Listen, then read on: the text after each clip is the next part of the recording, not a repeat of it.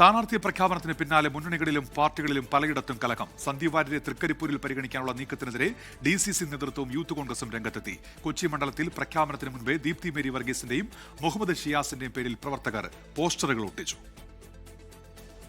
കൊച്ചി മണ്ഡലത്തിൽ KPCC general secretary Deepthi Mary വർഗീസിനായി ഒരു വിഭാഗവും DCC പ്രസിഡന്റ് മുഹമ്മദ് ഷിയാസിനായി മറുവിഭാഗവും പോസ്റ്ററുകളുമായി രംഗത്തെത്തി.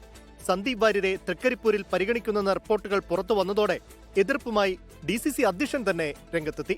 ഈ ജില്ലയിൽ നിന്നുള്ള ആളുകളെ പരിഗണിക്കണമെന്നാണ് ജില്ലാ കോൺഗ്രസ് കമ്മിറ്റി എടുത്ത തീരുമാനം. അതിന് ഞാൻ ഉറച്ചു നിൽക്കുന്നു.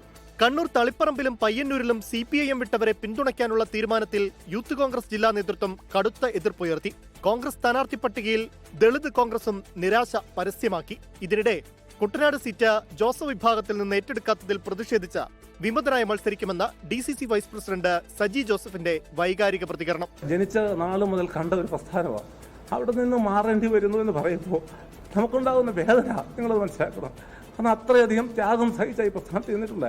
ചങ്ങനാശ്ശേരി സീറ്റ് വിനു ജോബിന് നൽകിയതിൽ അതൃപ്തിയുമായി കേരള കോൺഗ്രസ് ജോസഫ് വിഭാഗം നേതാവ് VJ ലാലി. അത് എനിക്ക് കടുത്ത അതൃപ്തിയാണ് എന്നുള്ളതാണ് എൻ്റെ വിശ്വാസം. കാരണം അത് കേരള കോൺഗ്രസ് പാർട്ടിയുടെ പ്രവർത്തകരുടെയും ഇച്ഛയ്ക്ക് അനുസരിച്ചുള്ളതല്ല. VJ ലാലിക്കും ജോസഫും പുതുശ്ശേരിക്കും സീറ്റ് നിഷേധിച്ചതിൽ കേരളയിൽ സമരസമിതിക്കും എതിർപ്പുണ്ട്. പെയ്ഡ് സീറ്റെന്ന ആരോപണം സ്ഥാനാർത്ഥി വിനു ജോബ് തള്ളി. ഇതിനിടെ വൈപ്പിനിൽ 12 BJP പ്രവർത്തകർ CPIM-ൽ ചേർന്നു.